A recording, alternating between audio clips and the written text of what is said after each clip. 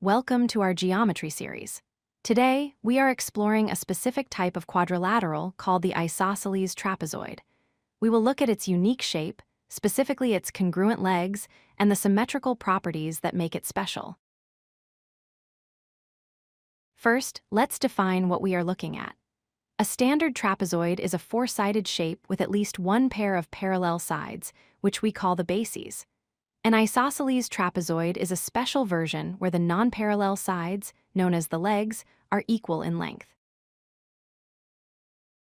The most important property to remember is in the name itself. Just like an isosceles triangle has two equal sides, an isosceles trapezoid has two equal legs. If you measure the left leg and the right leg, their lengths will be exactly the same or congruent. Because the legs are equal, the angles at the bottom base are also equal. If you were to measure the angle at the bottom left corner and the angle at the bottom right corner, you would find they are identical. This equality extends to the top as well. The two angles at the upper base are also congruent to each other. This creates a balanced, symmetrical appearance. Speaking of balance, the isosceles trapezoid has perfect symmetry. You can draw a vertical line exactly down the center, and the left side will be a perfect mirror image of the right side. Another fascinating property involves the diagonals.